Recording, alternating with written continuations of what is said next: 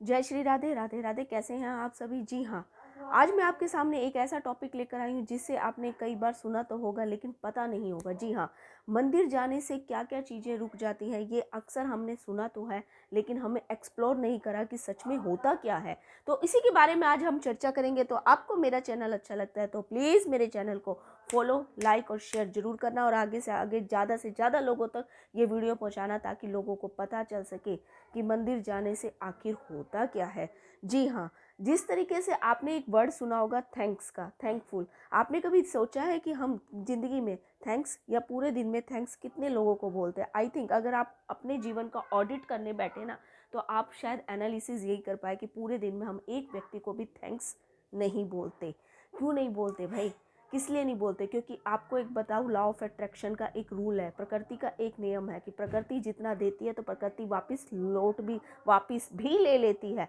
तो अगर प्रकृति में रहकर आप थैंक्स नहीं बोलेंगे तो प्रकृति सारी चीज़ें वापस लेने लग जाएगी। जी हाँ, आपकी बुद्धि मर जाएगी, आपके अंदर घमंड आ जाएगा, आपके अंदर लोभ आ जाएगा, आपके अंदर लालच आ जाएगा। इस तरीके से प्रकृति आपके अंदर इंकलकेट लगने लग जाती है सारी चीज़ें और अच्छी चीज़ों को लेने लग जाती है। जी हाँ, तो इसीलिए थैंकफुलनेस का वर्ड अपनी ज़िंदगी में ज़रूर रखिए।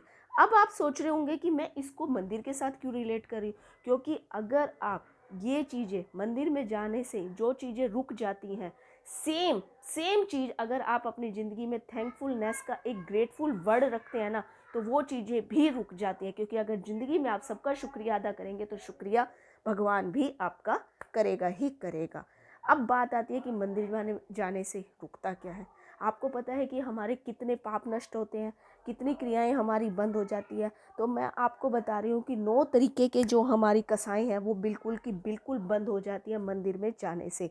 सबसे पहले होती है हिंसा। क्या आपने देखा है कभी आप मंदिर के दरबार में जाते हैं तो आप किसी से लड़ते हैं, पुजारी को चाकू छुरी मारते हैं, या कोई भक्तजन आया तो उससे लड़ाई करते हैं? हिंसा जैसा जो शब्द होता है ना, या हिंसा जैसी जो भावनाएं होती है वो हमारे मंदिर के बाहर द्वार पर ही रह जाती है। इसी तरीके से झूठ है, चोरी है, कुशील है, ये सब मंदिर के अंदर प्रस्थान करने से पहले सब मंदिर के घर के बाहर रह जाती है। इसी तरीके से एक वेद होते हैं हमारे, जो है स्त्री वेद है, पुरुष वेद है, नपुंसक वेद है, ये सब भी मंदिर के द्वार के बाहर रह जाते हैं। यानी कि अगर हमारी किसी स्त्री से वासना की इच्छा है, या पुरुष से वासना की इच्छा है, या नपुंसक से वासना की इच्छा है, तो ये सब इच्छाएं जो होती है वासना वाली वो भी हम मंदिर के गेट पर छोड़ आते हैं। क्यों? क्योंकि ये सब चीज़ें हमारी ऑटोमेटिकली होने लगती हैं। क्योंकि प्रकृति का मैंने अभी आपको नियम बताया कि प्रकृति को जो दोगे प्रकृति वैसे ही वापस रिवर्स में आपको लौटाएगी।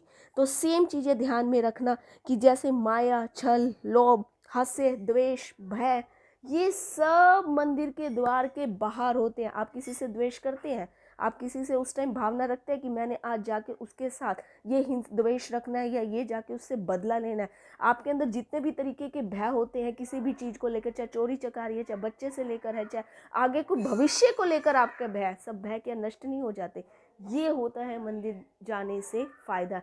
ये चीज़ें छूटती हैं मंदिर जाने से। तो इसी तरीके से अगर आप अपनी ज़िंदगी में थैंकफुलनेस का एक ग्रेट वर्ड रखते हैं ना, ग्रेटफुलनेस वाला वर्ड रखते हैं, तो नेचुरल है ये चीज़ें भी आपसे दूर रहेंगी। ध्यान से सुनना, ये कसाई जितनी भी होती है ये सब आपसे धीरे धीरे दूर होने लगती है। तो अपनी ज़िंदगी में थैंकफुलनेस का एक वर्ड जरूर लाओ। हर दिन किसी न किसी को किसी भी ना किसी वे से शुक्रिया वर्ड कहो, चाहे वो आपकी मेड हो, सुपरवाइज़र हो, मम्मी हो, पापा हो, बच्चा हो, किसी को भी शुक्रिया वर्ड जरूर बोलो और देखना प्रकृति आपको कैसे वापस नहीं लौटाती। जय श्री राधे राधे राधे।